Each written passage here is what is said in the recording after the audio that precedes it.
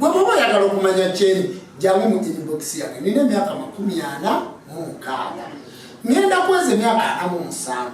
ennaku z'omwezi 11 omwezi ogw'e11 omwaka guno ogwa 2025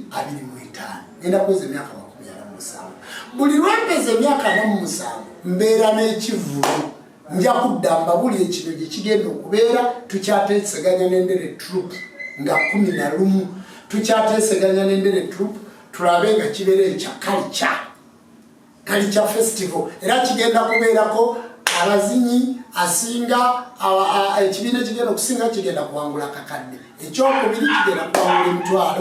75,000 ekibiina ekyokusatu kigenda kuwangula 5,000 ekyokuna kigenda kuwangula 25,000 ngenda kubeera n'ebibiina 4 troop 4 ezigenda okukola culture era tugenda kutandika kumaca ebiwangu ekijja kiwangula nekiddiringana ezo sente. Buli troop erina okuleeta abantu 20 ku tiketi ya meka tiketi ya 10,000 buli troop erina okuba n'abawagizi 20 ku tiketi ya 10,000 omala kubanga ojja kutunda tiketi ya 20 n'endyoka nkuwa okuyingira mu mpaka. Buli troop abantu 20 ng'etunze tiketi ya 10,000 kakati tiketi zaffe zigenda kuba za 10,000 tugenda kuba n'emmeeza ng'emmeeza ya miliyoni ya sente. Emmeeza egenda kuba miliyoni ya sente njagala emmeeza 30 ezo bajjajja b'abaana nga miliyoni emu eya sente. Ngenda kukola ekivulu okuyimba ennyimba zange zonna njagadde pigi okutegeere konsepti yange mutandike mugitambuze nga bwegenda okubeera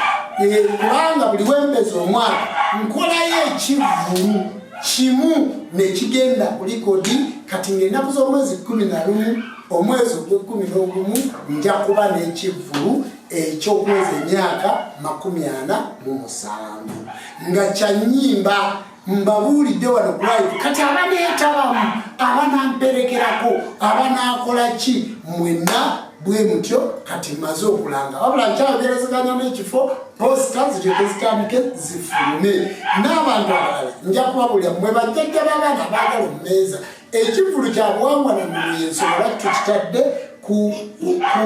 ndere group bakiyita Kampala Tuze Culture Festival. Kampala Tuze Culture Festival buli mwaka kibeerawo mulundi gumu kakati njaga nsaba mweteeketeeke trip kigenda kuba kya culture mwerere culture buwangwa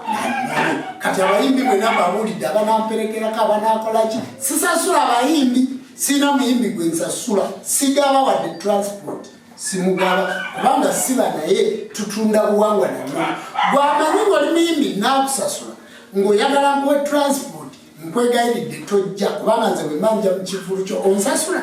ompa transport bwe mbankukolerako ate nsaba mutunde emmeeza kati omuyimbi anamperekerako nange nja kukolagana naye ate amperekereko nange sijja kukolagana naye abayimbi mwenna muba mwemanyi mbayita nga 11 era obeera okibuuza jjajja ekivulu nga 11 kigenda kubeerawo kuba tujja kukitimba wiiki ng'emu oba 2 tukikole tudde tukole emirimu gyaffe saagala kuddaawo ate kibakaayanyi omuyimbi sigaba transport sigaba sente anankolera posta office ogenda gifulumya gwokolemu kubanga basebo ne banyabo tuli ba influencer nze siina muyimbi gwebuza kintu nange tulina kyoyinza kunguza tulina kwewagira saba katonda wabajjajja abawo omukisa era nze nkolagana n'abo abanjagala batanjagala bemuleka bwe mwagenda nentandika okuyimba ekivulu sikikuba nenkimala netaaga omuyamba kati anamperekerako ajja amperekereko tonsaba transport mukumpeeza amafuta tandika kati okunonyeza amafuta ndebe tupu mu Kampala bwoba ononkolerako jangu okole bwoba tonkolereko kireke kubanga sina sente nsaba katonda wabajjajja abawo omukisa